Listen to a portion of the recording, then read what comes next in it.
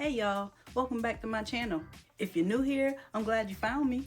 And if you've been rocking with me for a while, welcome back.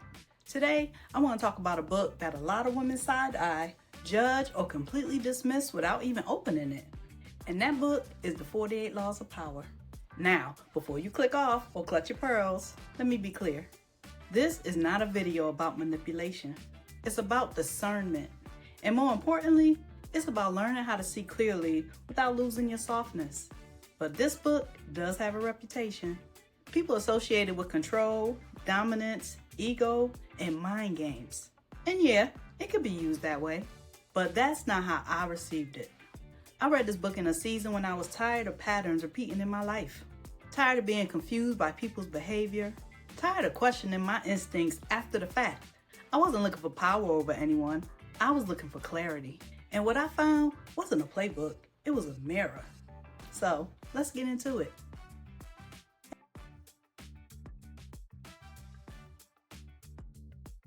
Here's the truth that often gets skipped. Power exists whether we acknowledge it or not. In families, in relationships, in friendships, at work, in spiritual spaces. Ignoring power dynamics doesn't make you evolved, it makes you exposed. When you understand how power works, you stop internalizing things that were never personal. You stop blaming yourself for dynamics that were structural, emotional, or psychological. For me, power became awareness, not control, not manipulation, awareness. And this part is important, especially for women. A lot of women stay away from books like this because they don't want to be seen as hard, cold, or difficult. We've been taught that femininity means softness, accommodation, and emotional availability. That strategy somehow makes us less warm or less desirable. That belief is rooted in misunderstanding. Feminine energy is not naive, it's perceptive. It feels before it speaks. It notices before it responds. True softness comes from safety, and safety requires discernment. Awareness doesn't strip you of your femininity, it stabilizes it. When you see clearly, you don't have to overgive, over-explain, or overperform emotional labor just to maintain connection. You get to choose softness instead of performing it for acceptance.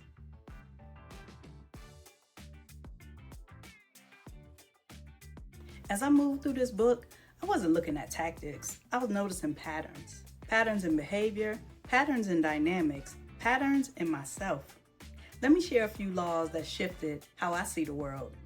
Law 48, assume formlessness. Now this one is my favorite. This one taught me flexibility.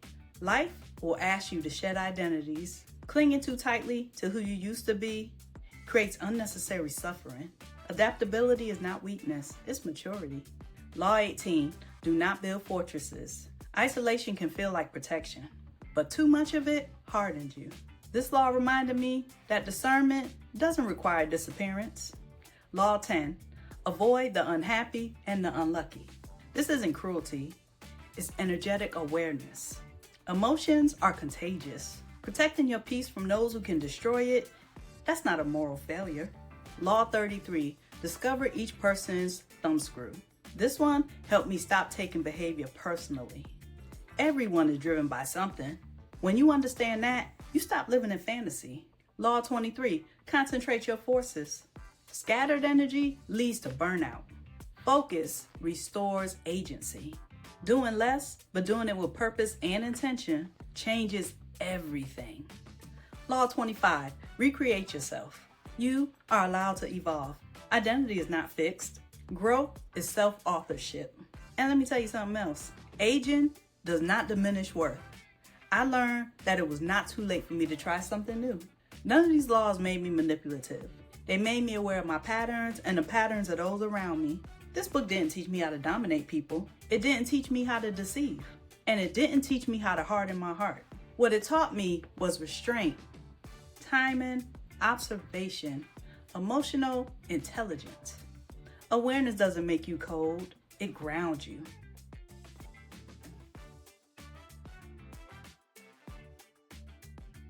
If you want to sharpen your ability to see clearly, try this. The next time an interaction feels charged, resist the urge to explain, fix, or overshare.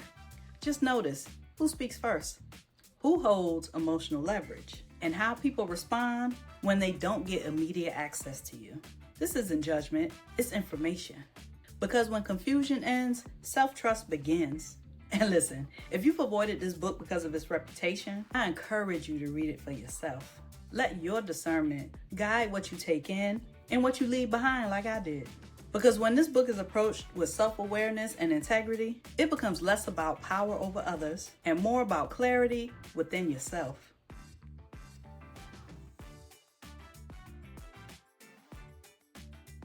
So yes, I gained power from this book, clarity and self-trust. That kind of power doesn't need to be loud. It doesn't need to prove anything. It simply moves with awareness and lets the rest sort itself out.